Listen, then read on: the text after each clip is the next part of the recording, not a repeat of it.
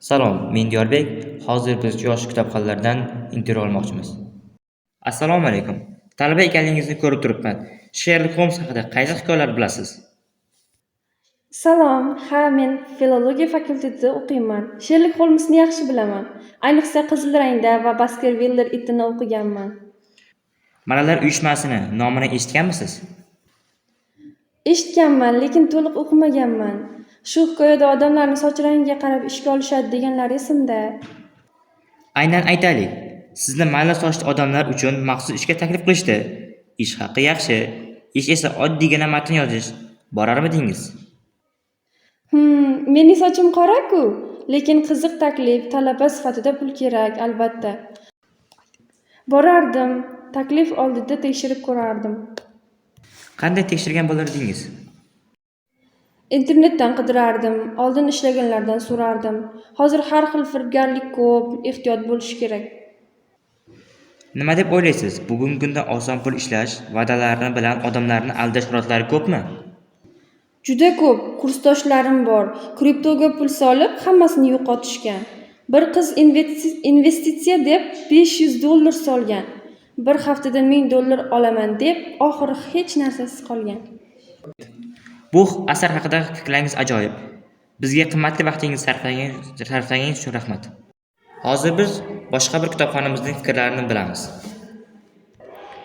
Assalomu alaykum. Bir daqiqa vaqtingiz bormi? Intervyu olsak maylimi? Assalomu alaykum. Ha mayli, ishdan chiqayotgan edim. Sherlok Holmes haqidagi hikoyalarni bilasizmi? Albatta, kino ko'p ko'rganman. Robert Downey kichik o'ynagan filmi juda yoqadi. Malalar uyushmasi haqida eshitganmisiz? Bu tunnel qazish haqidagi hikoya. Bir do'konda o'tirib, bankka tunnel qazishadi. Ajoyib, bilasiz ekan.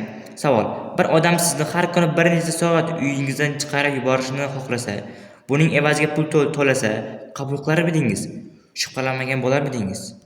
Men quruvchiman, tunnel qazishni yaxshi bilaman. Agar kimdir menga hech narsa qilmang, faqat o'tiring deb pul bersa, darrov shubhalanaman. Hech kim bekorga pul bermaydi.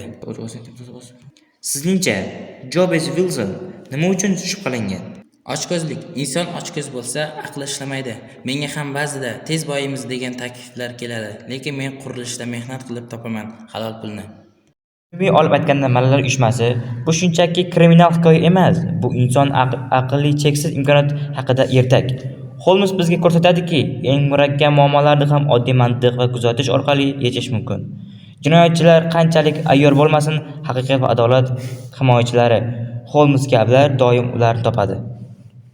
Bu hikoya o'quvchilarni mustaqil fikrlashga, atrofni sinchiklab kuzatishga va hech qanday oson pul orqasidan quvmaslikka undaydi. Eng muhimi, u bizga shuni o'rgatadiki, eng oddiy ko'ringan narsa ham ortida eng katta murakkab bir yashirin bo'lishi mumkin. Xulosa qilib aytganda, Arthur Conan Doyle Malalar uyushmasi asari bu barcha yoshdagi o'quvchilar uchun qiziqarli va ibratli detektiv hikoya. U sarguzasht, mantiq va hayotiy saboqlar uyg'unlashgan.